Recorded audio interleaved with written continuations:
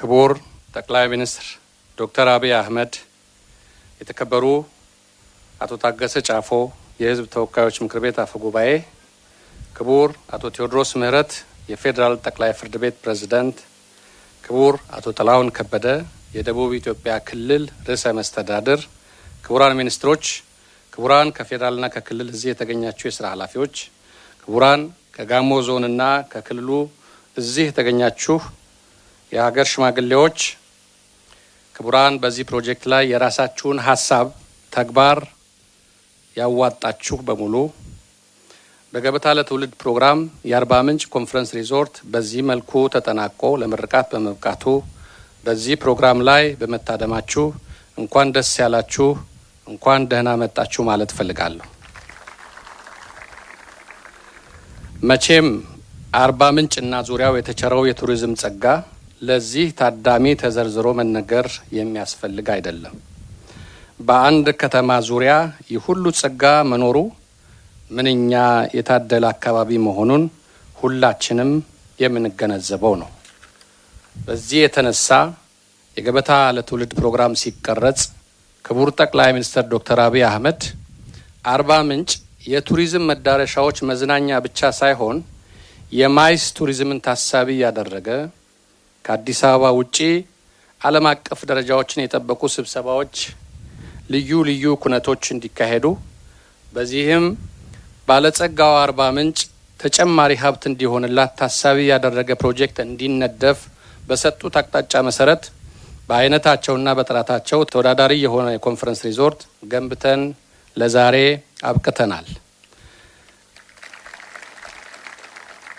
እነዚህ የገነባናቸው በዲዛይንም ሆነ በግንባታ ጥራታቸው ተወዳዳሪ የሆኑ የሐይቅ ውስጥ ቁጭ ብለን አርባ ምንጭና ዙሪያዋን መልክዓ ምድሩን የአባያ ሐይቅን ተፈጥሮን እያደነቅን የምንመገብበት ተሽከርካሪ ሪዞርት በልዩ ሁኔታ ተገንብቶ ስራ ላይ ውሏል።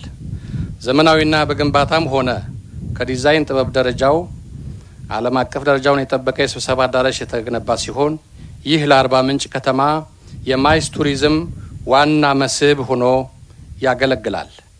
እነዚህ የአርባ ምንጭ የቀጣዩ አርባ ምንጭ ተጨማሪ መለያ ምልክቶች ሆነው ያገለግላሉ። አባያ ሐይቅ በኢትዮጵያ ከጣና በመቀጠል ሁለተኛ ትልቁ ሐይቅ ቢሆንም ከ30 ዓመታት በፊት መጠነኛ የውሃ ላይ ትራንስፖርት እና መዝናኛ አገልግሎት ይሰጥ ነበር። ከዛ በኋላ ግን ሙሉ በሙሉ አባያና በሐይቁ ዙሪያ ያሉ መዝናኛዎች ተቋርጠው ኖረው እነሆ ከፕሮጀክቱ ጋር ዘመናዊ የጀልባ ጣቢያ ገንብተን ዘመናዊ ጀልባዎቹ ስራ ላይ እንዲውሉና እንዲጀምሩ ተደርጓል።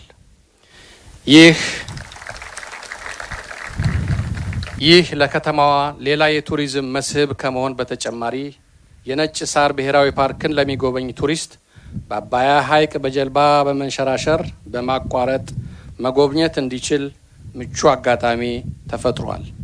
ከዚህ በተጨማሪ የከተማ አስተዳደሩ በሰጠን ከ120 ሄክታር በላይ በተንጣለለው ሰፊ ቦታ ላይ 40 ሄክታር ውስጥ ደረጃዎችን የጠበቁ ማረፊያዎች፣ ሬስቶራንቶች፣ የጤንነት ወይ ዌልነስ ሴንተር ማዕከላት ገንብተናል።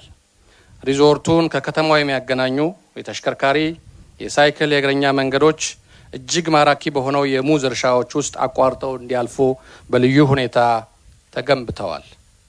የአርባ ምንጭ ኮንፈረንስ ሪዞርት የተወሰነው ሐይቅ ውስጥ፣ የተወሰነው በሰው ሰራሽ ደሴት ውስጥ፣ ሌላው ደግሞ በሰው ሰራሽ ጉብታ ወይ ሂልስ ላይ የተሰራ ነው። የግንባታ ሳይቱ ለግንባታው መሰረት ወይ ፋውንዴሽን ያልተመቸ በመሆኑ ውስብስብ የግንባታ ዲዛይንና የግንባታ ስራን ጠይቆናል። የራሱ ፈተና የነበረው ቢሆንም በርካታ የቴክኒክና የማኔጅመንት እውቀትና ልምድን አግኝተንበታል። ወደፊት ሜጋ ፕሮጀክቶችን የሚመሩ ወጣት መሐንዲሶችንና ሌሎች የተለያዩ ሙያተኞችን ለሀገር አፍርተንበታል። ካለፍንባቸው ተሞክሮች ተምረን ሁልጊዜ የሚያድግ ፍላጎታችንንና የወደፊት ትውልድን ታሳቢ ያደረጉ የተሻሉ ደረጃዎችን ለማስቀመጥ ጥረት አድርገናል። ክቡር ጠቅላይ ሚኒስትር፣ ክቡራትና ክቡራን፣ ትንሽ መረጃዎች ለመስጠት ካልሆነ በቀር በዋናነት ከፊታችሁ የቆምኩት ዛሬ ለምስጋና ነው። በቅድሚያ እዚህ እንድንደርስ እንድንበረታ በመንገዳችን ሁሉ የረዳንን ፈጣሪያችንን አመሰግናለሁ።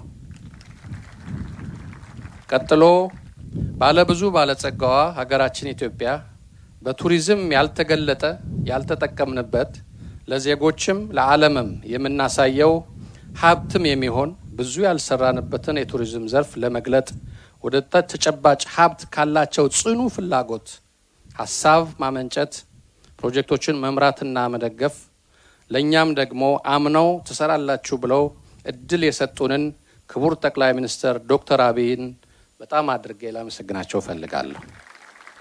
በመጨረሻ ይህ አካባቢ በሰላሙ ብቻ የሚታወቅ አይደለም፣ ለግንባታም ፍጹም ምቹ አካባቢ መሆኑን መመስከር እፈልጋለሁ።